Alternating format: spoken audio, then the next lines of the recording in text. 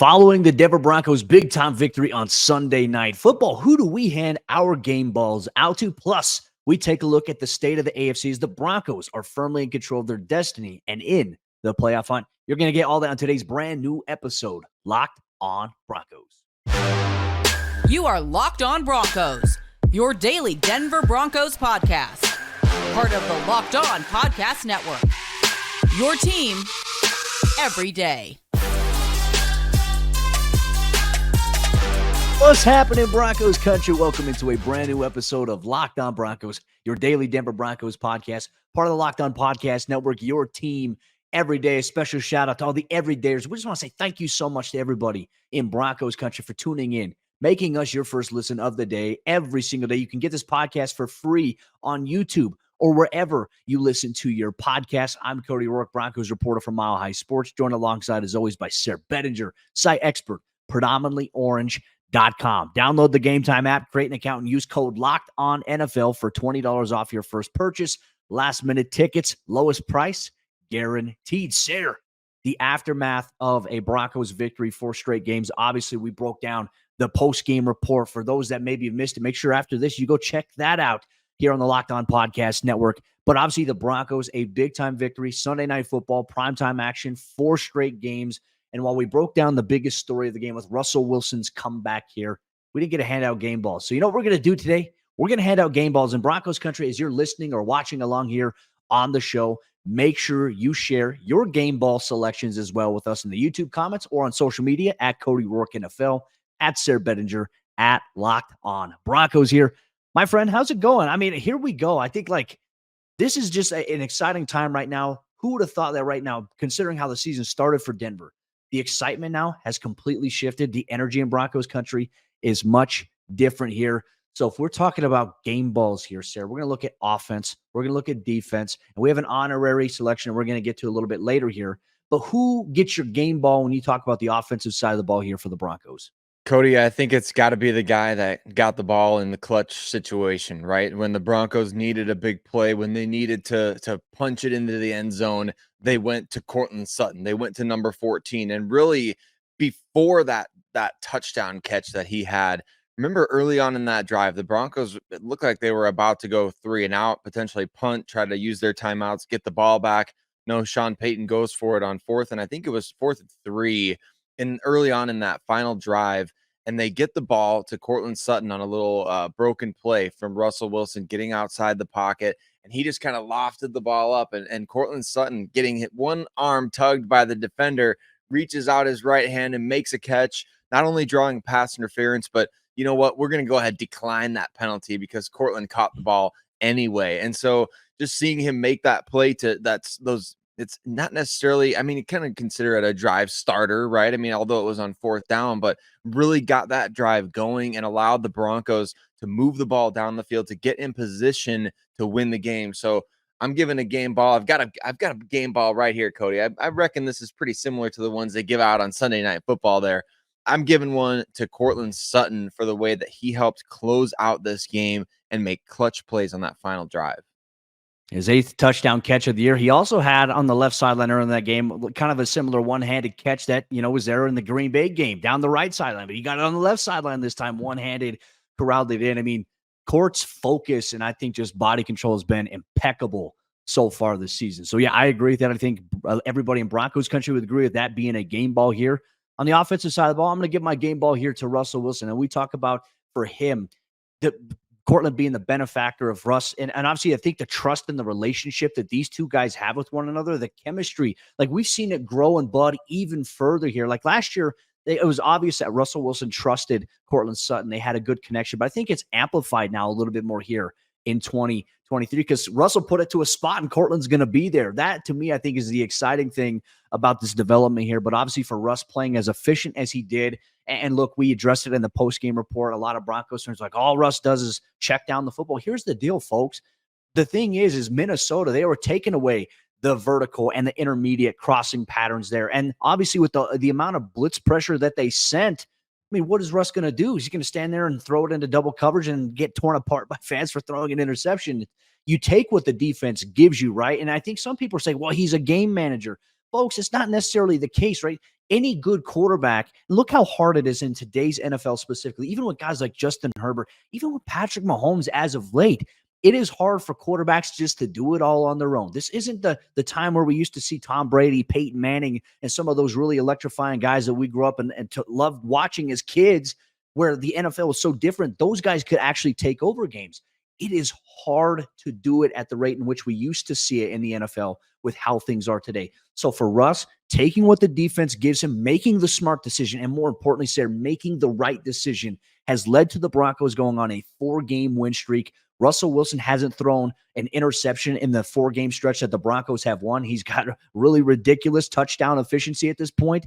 Right now, Russell Wilson, he gets a game ball from me on the offensive side of the ball. And I think, Broncos country, do you agree, disagree? I don't know. I'm very curious to see what the thought and the reaction is here from Broncos country. He gets my game ball. But let's shift to the defensive side of the ball here, Sayre. When we take a look at this game, it wasn't pretty for the defense for a majority of this game. There was a lot of bleeding, but, the Broncos found a way to cauterize the wound, and they stopped the bleeding. They held on for a victory and came up big when needed. Who gets your defensive game ball from Sunday's game? It's got to be the birthday boy, right? Justin Simmons. I mean, he balled out on his 30th birthday there, and that was fun to watch, Cody, because it wasn't just the pass breakups at the end of the game to TJ Hawkinson. It's all the different things that he does within the game. I made a specific note early on in the game. I think it was pretty early, first or second quarter, and I saw Riley Moss out there on the field, right? Getting, I think, his first defensive snaps of the season, if memory serves me right. So what did I see? I see number 37 out there on the field, and I see number 31 come up behind him, give him a little tap on his back, and point him in the right direction there. He's guiding the young player, putting him in a position to succeed. And I think that you just see that all over the place with Justin Simmons and Ja'Quan McMillian making plays and all these young guys that are getting opportunities. Justin is there kind of leading and guiding the charge. He's the guy in the back end who's seeing everything. And then late in the game, when the Broncos put him man up against TJ Hawkinson, and they say, TJ Hawkinson is not going to get the Vikings in field goal range. Jay Sims, you go do your thing. Justin Simmons, he gets a birthday game ball after that performance against the Minnesota Vikings. Those PBUs in the fourth quarter, they were huge. And TJ's a big dude. I mean, TJ Hawkinson, in my opinion, outside of like the Kittles and the Kelseys, I feel like there's got to be a conversation where he might be one of the best tight ends in the entire NFL. He's got to be in that. If those guys are 1A, 1B, he's got to be 1C in this conversation here. He's a very good piece to the Minnesota Vikings offense here.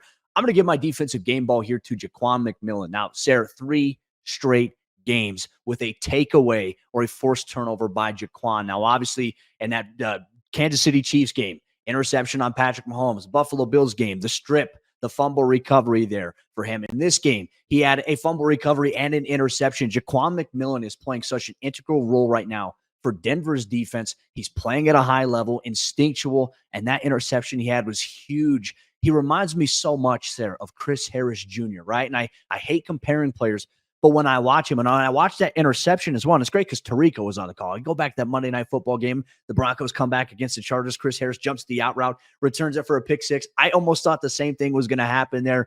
Ja'Quan obviously wishes he probably could have got into the end zone there, but Ja'Quan's been playing great football here. He's been a fantastic addition to Denver's defense.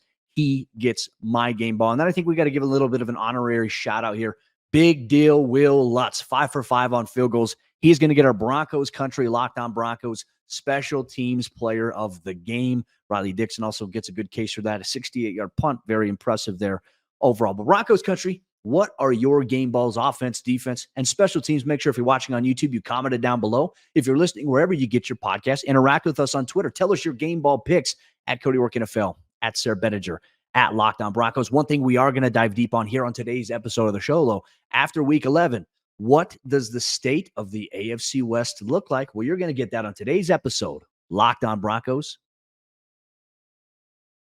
Today's episode, Locked On Broncos, is brought to you by our friends at the Gametime app. And if you've ever had a frustrating ticket buying experience, you know that there's some hassles that are involved. Gametime, however, they come in and they alleviate any of those issues that you may have. They have last-minute tickets, flash deals, zone deals. They're easy to find and buy tickets for every kind of event that's going on in your area, whether it's sports, theater, music, comedy, whatever it may be.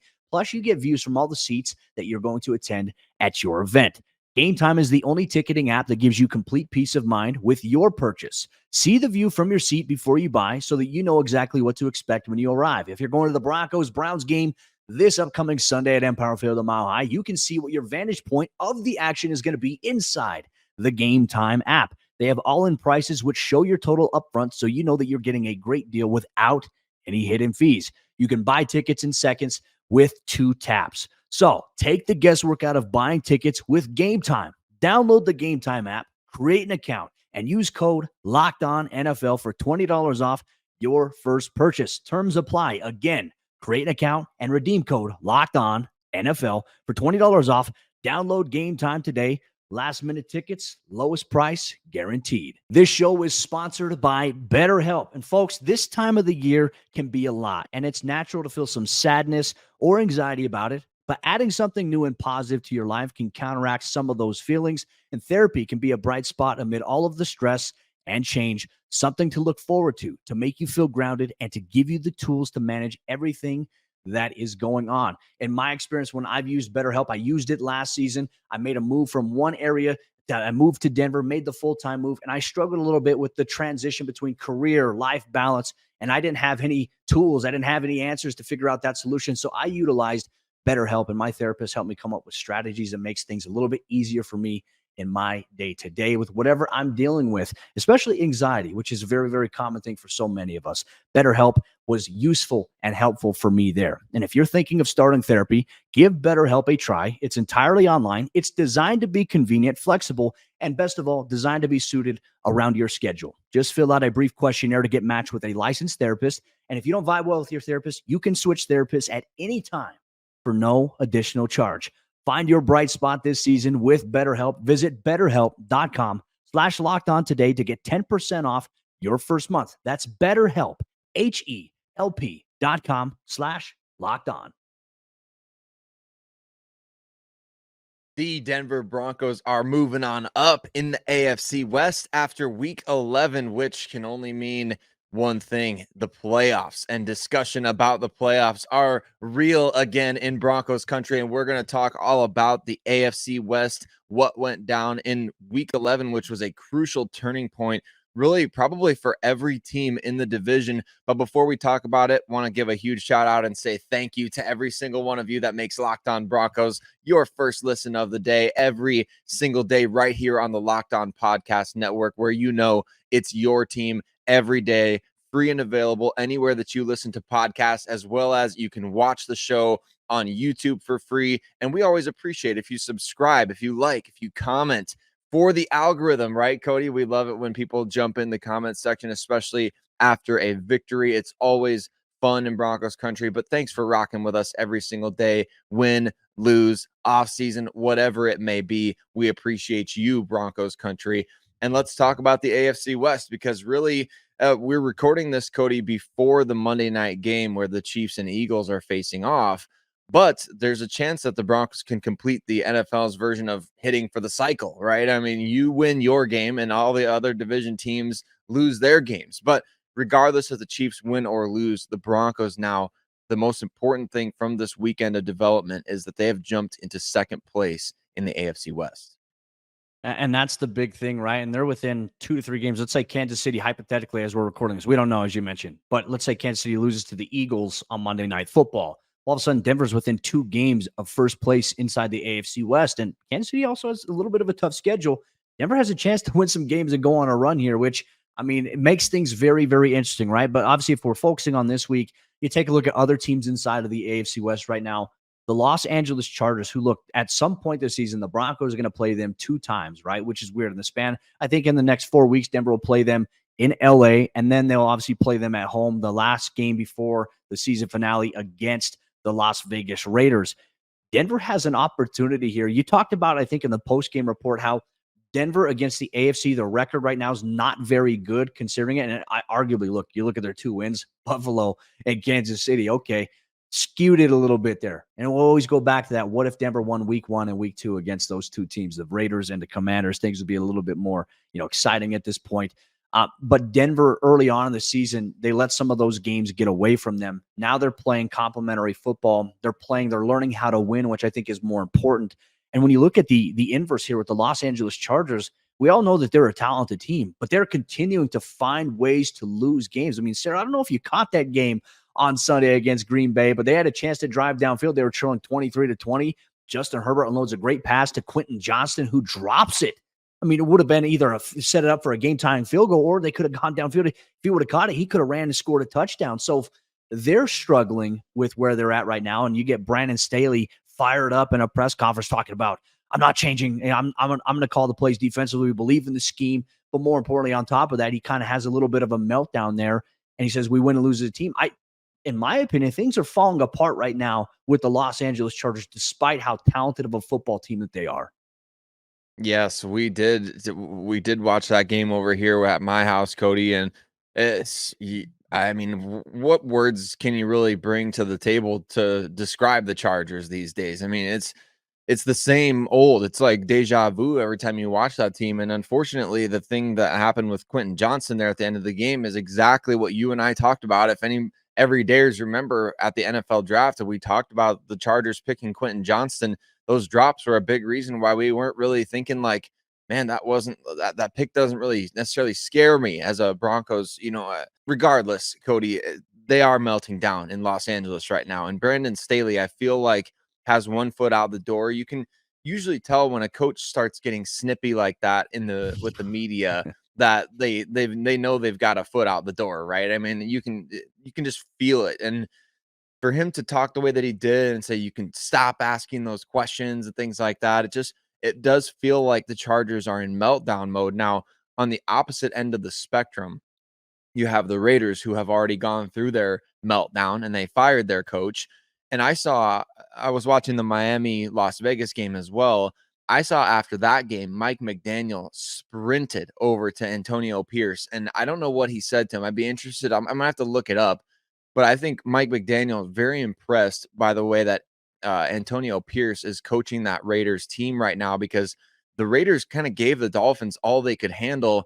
That team right now, to me, is the third best team in the AFC West. And all due respect to the Chargers, they just don't have it. They don't have the it factor. They're not closing games. They don't have the right leadership in place.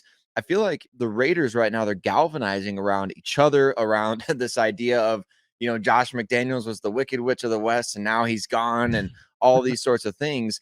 The Raiders are a much more inspired team right now, but the Broncos thankfully don't have to play them for a while.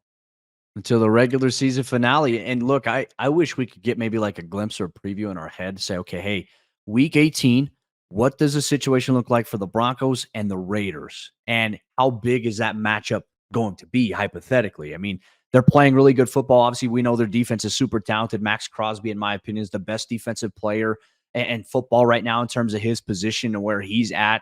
And it's just incredible to see there. But you know what? Like Denver right now, with the Raiders losing and the Chargers losing, they jump up and they're in sole possession here of second inside of the AFC West. Broncos Country, we're always eager for your thoughts as well. What do you think about the state of the AFC West, where the Chiefs are at, the Chargers are at, the Raiders are at, how it all pertains to the Denver Broncos? Drop in the YouTube comments down below. If you're listening wherever you get your podcast, get in the conversation on social media at Cody Roark NFL, at Sayre Bedinger, at Locked On Broncos. Now, while we take a look at the AFC West here, we're also going to take a look at the state of the AFC. What does the playoff picture look like after 11 weeks now that the Broncos are firmly inside the playoff hunt? You're going to get that on today's episode, Locked On Broncos. Today's Locked On Broncos is brought to you by our friends over there at FanDuel Sportsbook. FanDuel is America's number one sportsbook, and you can score this NFL season with FanDuel, America's number one sportsbook. And right now, new customers get $150 in bonus bets with any winning $5 moneyline bet. So, for example, on Sunday Night Football, if you placed a $5 bet for the Broncos to win on the money line, you woke up this morning with $150 in bonus bets because your team won. If you've been thinking about joining FanDuel, there's no better time to get in on the action than right now. With the NBA season going on, NHL season going on, NFL season going on, it is an exciting time to get involved with FanDuel Sportsbook. The app is super easy to use, and they also have a wide range of betting options, including spreads, player props, over-unders, and more. And when we talk about props and spreads here, the Broncos are ahead right now as we talk about it at FanDuel Sportsbook. They are 1.5-point home favorites against the Cleveland Browns coming up here in week 12. So visit FanDuel.com/lockedon and kick off the NFL season. FanDuel, the official partner of the NFL. What does the AFC look like here for the Denver Broncos? How do they fit into the picture? And could it all come full circle here in the next couple of weeks? Just want to say thank you so much to everybody in Broncos Country for tuning in, making us your first listen of the day every single day. And shout out to all the everydayers out there here. Thanks for being a part of what we have going on here at the Locked On Podcast Network, your team every day here. You know, Sayre, we've been taking a look at the state of the AFC for the last 3 weeks and seeing how the playoff picture is changing, how the outcomes of other games around the NFL are impacting the Broncos. Obviously, the Broncos having to win their games. And it's been crazy to see when you look at obviously seeds 1 through 7, you have your 4 division winners, you have the 3 wild cards. Denver is on the outside right now looking in. They're officially back into the in the hunt graphic, which I think that's what's something that Broncos fans have been looking for. But you look at seeds 1 through 7, you got the Chiefs at number 1. The Ravens, obviously, they're on a little bit of a momentum swing right here. They're dealing with some injuries, obviously losing Mark Andrews for the year. How does that impact them going forward? The Jaguars at 3, the Dolphins, and then you have the Browns, Texans, and Steelers in those wild card spots, with the Browns just beating the Steelers over the weekend. Well, guess what? Now the Denver Broncos, they play the Browns and they play the Texans in the course of the next 2 weeks. So Denver very well, if they can win this game on Sunday against Cleveland, they can go on obviously the next week and play the Texans and win. Denver's in the wild card at that point. They may even be in the wild card after this weekend if they win. The Texans lose. So there's a lot of on the line here this week here for the Broncos. There is a lot on the line. Obviously, you got to go one game at a time at this point. Can't go too far ahead, but I do think you have to look at 2 weeks. Like these next 2 weeks, of course, are of critical importance now. And we say that every single week. The reason why is because the Broncos have already lost 5 games. So it's not like we're trying to just overhype their situation or anything. They've already lost 5 games, and therefore every single week now you have a new added level of importance. And the Cleveland Browns, they somehow keep winning. I think they've won games with 3 different quarterbacks now this season. And the reason why is because they have arguably the best defense in the NFL. I've been watching those guys every single week as well, Cody, and they are scary on that side of the ball. I mean, I don't ever want to compare anybody to the 2015 Broncos, but they've got a no-fly zone caliber secondary in Cleveland. So going to be a fascinating game. And I mentioned this on the post game. You touched on it earlier. The Broncos are 2-4 against AFC opponents this season. They've got 3 victories against NFC teams. So what does that mean? That means you need to start winning the AFC games that you get placed in front of you. And you probably need to bat close to 1,000 here, starting with Cleveland, starting with a game and matchup against Dorian Thompson-Robinson, the rookie quarterback. Look, as good as Cleveland's defense is, you've got to take care of business at home against a young quarterback like that.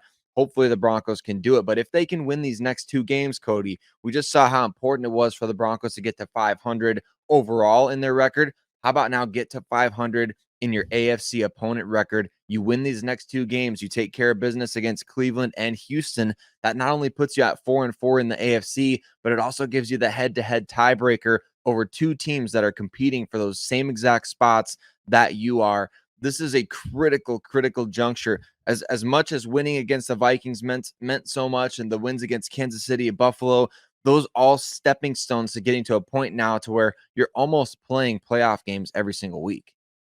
I think it's safe to say that this is the witching hour part of the Broncos schedule here, where wins become, where losses become wins, wins become losses. I almost butchered that there. Thank you. The red zone thing, the jingle's been stuck in my head here. Sorry for butchering that, folks, but you get my point here. Well, you look at that, obviously, in terms of seeds 1 through 7 there, but it's like, all right, hey, okay, where are the teams right now that are in the hunt? There's quite a bit here. If you look at seeds 8 through 10, the Buffalo Bills, the Indianapolis Colts, and the Broncos firmly at that 10th spot, which is a rise from 14 where they were last week when we talked about this. Denver now owns the tiebreaker over Buffalo. Obviously, they got to win over the Jets over the weekend, but they also have a very, very tough schedule that's coming up themselves. So we'll see if Buffalo can sustain. It helps that Denver owns that tiebreaker, though, as you mentioned, as the race and the stretch for the wild card continues to build up a little bit. Then you look at seeds 11 through 16. Bengals, Raiders, Chargers, Jets, Titans, and Patriots. The Broncos play the Raiders, they play the Chargers twice, and they play the Patriots in the remaining part of their schedule here. Games that I think are very winnable for them. I mean, you look at it right now. If Denver takes care of business, those games, there's 9 wins right there, right? But don't want to jump too far ahead. But also, you look at the state of some of these teams behind them. I'm very curious to see what happens with Cincinnati. Obviously, the massive news, them losing Joe Burrow for the entire season, that's a big blow to their playoff hopes. And part of me was also thinking as well, like, could we maybe see them fall off a little bit without it? I mean, it's tough when you lose a guy like Joe, that offensive line. Denver right now, with the circumstances around the rest of the AFC, Sayre, they're firmly in the driver's seat about where they want to be, man. And I think that right there, the idea of that, I think that's very exciting to talk about. Yep, just got to take care of business, right? The Broncos do. That's the name of the game right now. It's finding ways to win. And we talked about this as well in the post game, but it's important to repeat, Cody, it doesn't matter how these wins look. It doesn't matter if anybody's really pleased or displeased with the way Russell Wilson is playing. If the Broncos are winning games, that quite frankly is all that matters. I know that's cliche to say, but look, this team has been losing for 8 straight years almost. You know, it's time for the thing to turn around, and however they have to do that. If it's playing more like a Big Ten team, if it's not taking as many shots downfield, I don't care. And look, you've got a Big Ten team on deck, right? The Cleveland Browns. They are just like a Big Ten team right now, playing with tight defense, playing with a quarterback that needs to kind of, be guided along in a way. So hey, the Broncos being in a position to where late November and December games matter, that's what a lot of fans wanted before the season, and what a lot of people said when the Broncos are sitting there at 1-5. How many comments did we see and how many tweets did we see, Cody, where people are saying, I don't know if I see another win on the schedule, right? I don't know if the Broncos can win any more games. And here we are. We're talking about meaningful games. So things have turned around. The Broncos are playing better. They've got a defense that can make the playoffs right now if they keep turning the ball over like this. And I think the offense as well, when they hit their stride, because I'm saying when they hit their stride, this team, they might just start doing something big. So let's see what the Broncos can do. It starts with a big matchup against Cleveland, though, on Sunday. The stakes are higher. How cool is it, though, to be sitting here in November? We haven't been doing it. We haven't done this in a while. Like, this hasn't happened to us, I think, since we've been talking about the show. Maybe in 2019. Maybe 2019 was the year where we're talking about, hey, the Broncos are playing some meaningful games now. They have some meaningful games coming up. Everything matters at this point. It's been a while since we've been able to be in this position, so we're grateful to share the seat here with everybody in Broncos Country. But with that said, Broncos Country, we appreciate you for rocking with us. That'll do it for today's episode of the show. Now, for all you everydayers out there, here's what you can expect on tomorrow's episode of the show. Sayre and I, we're going to sit down. We're going to talk about, okay, hey, the Broncos offense, they've been doing some good things, but what are some areas they have to do? Is it sustainable going forward? Where can they improve? What do the Broncos need to adjust on the defensive side? But we're going to take a look at some of the issues that could impact them from getting to where they want to be. You're going to get that on tomorrow's brand new episode, Locked on Broncos.